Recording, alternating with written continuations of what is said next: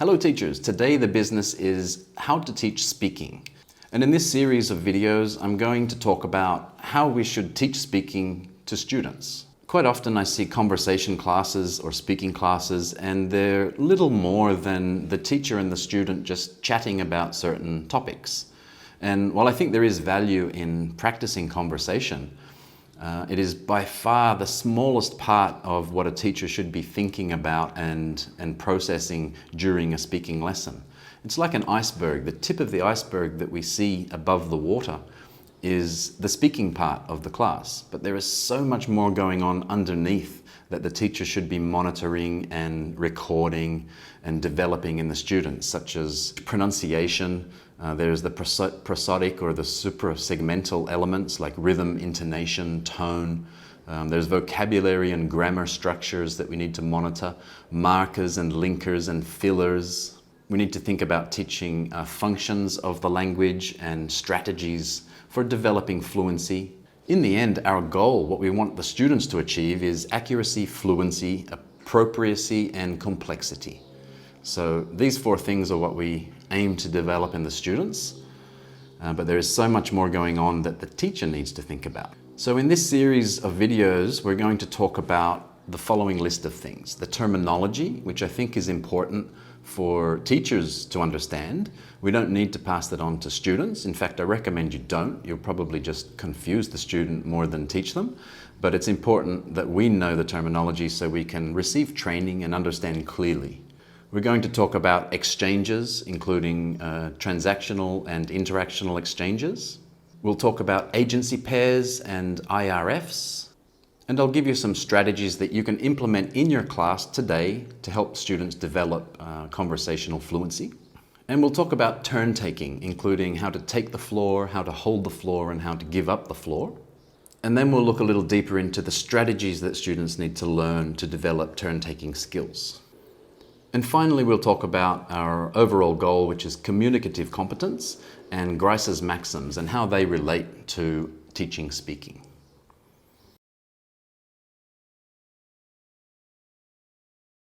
So ready, set, go, let's get into it. First of all, the terminology. When one person opens their mouth and says a sentence, we call this an utterance. The verb is utter, and I'll be making good use of this word throughout the video. It basically just means saying something. When two people interact, one person utters a sentence and another person receives, understands, and returns a response. That's called an exchange. An exchange is the basic unit of conversation. And small exchanges we refer to as phatic speak. So just small talk, basically, like when you meet somebody and say, "How are you?" "Yeah, I'm fine, thanks." There's nothing really substantial in the exchange. Adjacency. Pairs are a pair of exchanges, a pair of utterances. One person utters a sentence, the other person hears and returns. The response is generally a predictable response based on the information that came from the first utterance. An example might be, "Hi, how are you?" The response, which is quite predictable, will probably be, "I'm fine, thanks, and you?"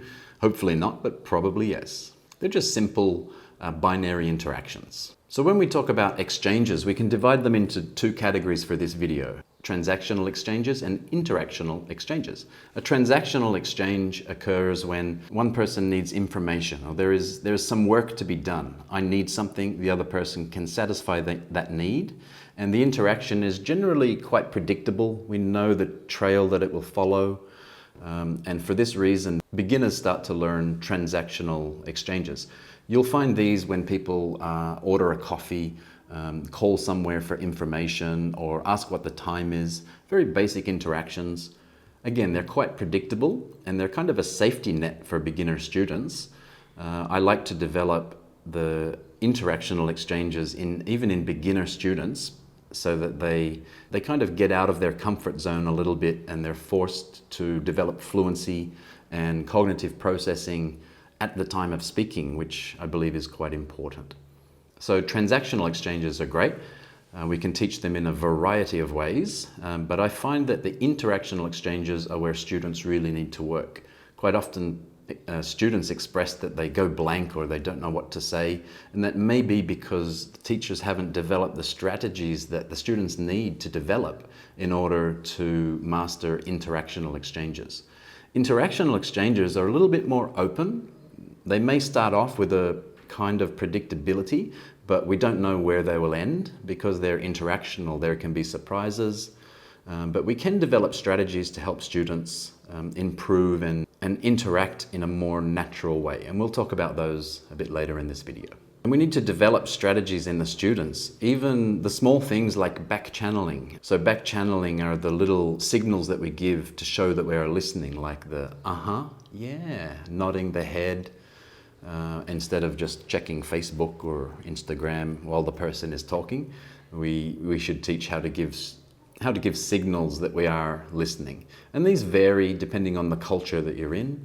So that's just something small that we need to consider. IRFs, which are initialization, a response, and then a follow-up. Something I've been really into lately is developing strategies for the students to improve fluency and to build longer and more complex phrases at the moment of speaking. It's a kind of an interactional exchange. We start with an initialization. For example, do you play any sports? The response may be, I love basketball. Then the follow-up can be, where do you play basketball? So what we do here is develop the ability for students to process cognitively at the moment of speaking, which is when most people do the processing, instead of just relying on functional fixed phrases that they've memorized, because that's just not going to cut it in a natural conversation. So something you can implement in class now is the but so because game. I don't know what it's called because I just created it myself, but I'm sure it's being done everywhere.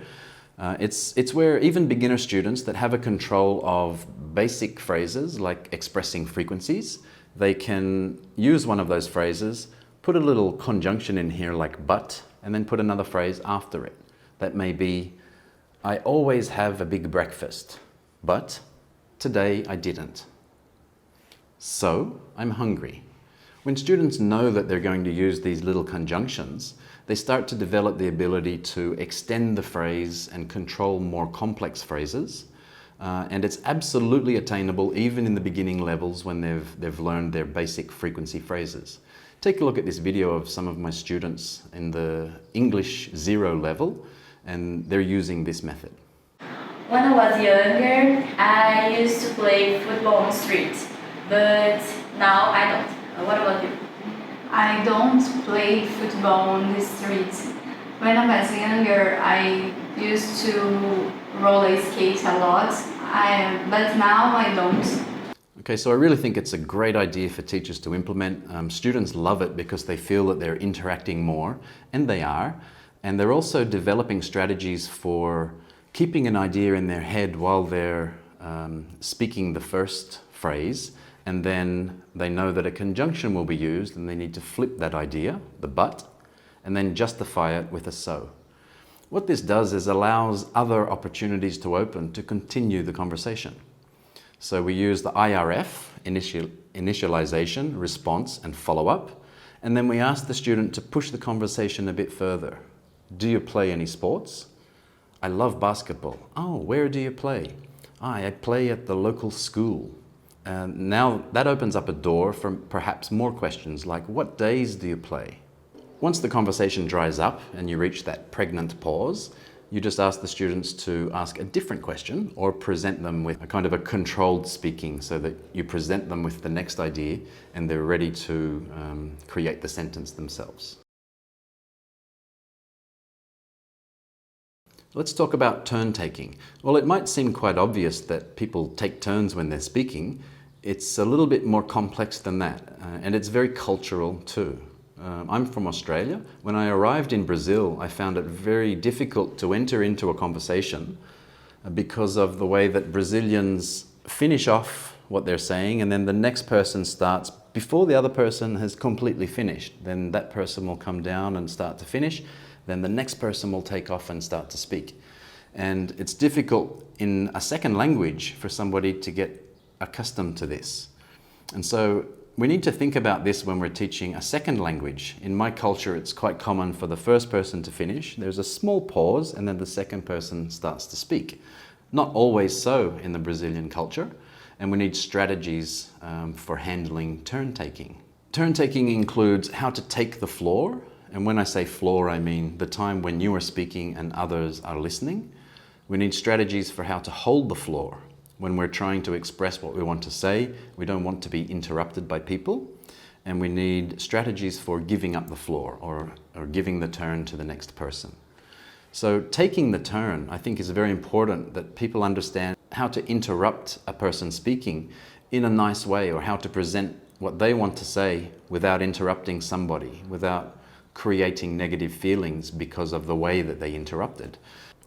So strategies can include things like putting your hand up and the facial expression moves up as well. These are the paralinguistic features. The quick inhalation that shows that you want to say something, slight leaning forward, and identifying when somebody else's turn is finishing so that you know when it's okay for you to start. These include the prosodic features of English as well, like intonation. When the intonation kind of goes up and then you feel it falling down, that may be your signal that it's okay to start talking. And these are the little things that teachers need to develop in students as well. There are games you can play and activities to help develop this.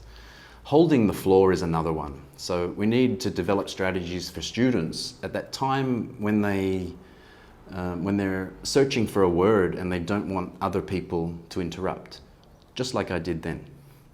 So quite often it's a hand movement, the eyes might go up into a transderivational search, and we kind of extend an open-ended sound like a vowel, ah, and this is how it's done in my culture, so ah or and just showing physically and with your intonation that you haven't finished and you would like to continue your train of thought. Another technique or another strategy might be to begin your sentence with a conjunction. For example, whereas. I can start the sentence with, whereas I think it's important that we teach strategies for students, it's more important that they develop autonomy with these strategies. So when I start with whereas, you understand that there's going to be more coming later, and you kind of wait until the time is appropriate to speak. Another way in a meeting, for example, might be to start your sentence with a count. I have 2 things to say. And now anybody at the table will understand that you want to finish your 2 points and that it would be a little inappropriate to interrupt you before you finish these 2 points. So these are small strategies we can implement right now in our classes to help develop holding the floor strategies. Okay, giving up the floor as well is something we need to think about. When our intonation starts to fall down, it can generally be a time that other people are going to wait to interrupt or to take the floor. And if we don't want that to happen, we need a strategy to prevent it.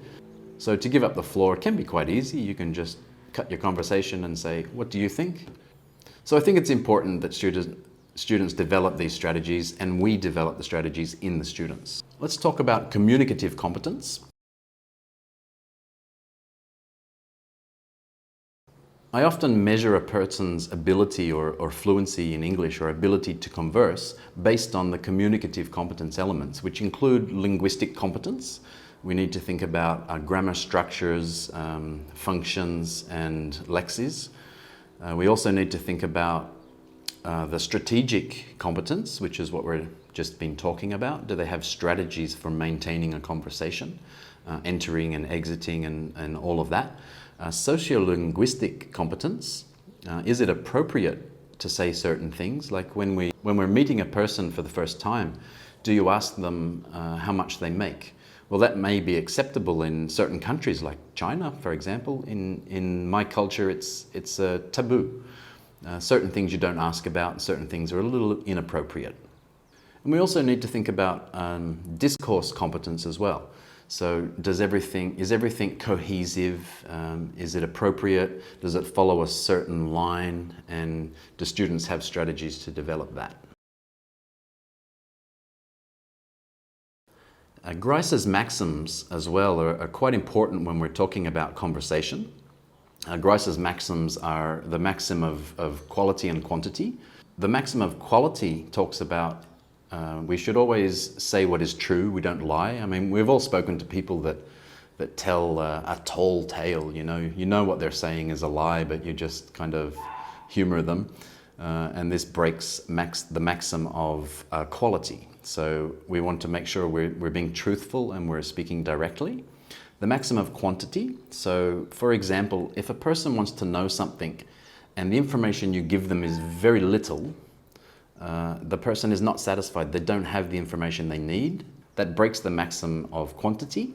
On the other hand, if they give way too much information and you're getting a little kind of uncomfortable and you already understand the point, that also breaks the maximum of quality. So we talk about the maximum of quantity as being giving enough information to get your point across and no more and no less.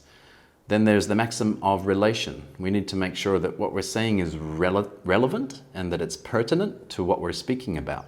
So if we're talking about playing sports, we don't all of a sudden say, "My dog loves bones." It's very strange and it can create that kind of uncomfortable feeling in a conversation. The last one is the maxim of manner.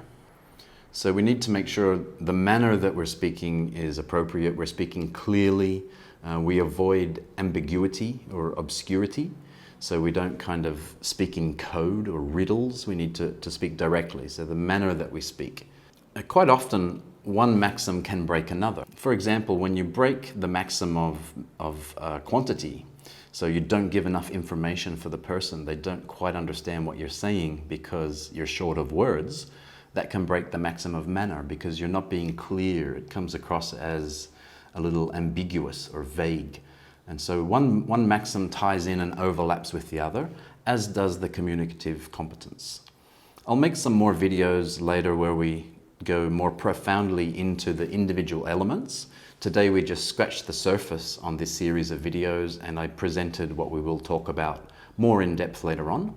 Hope you enjoyed it. Leave a comment if you did.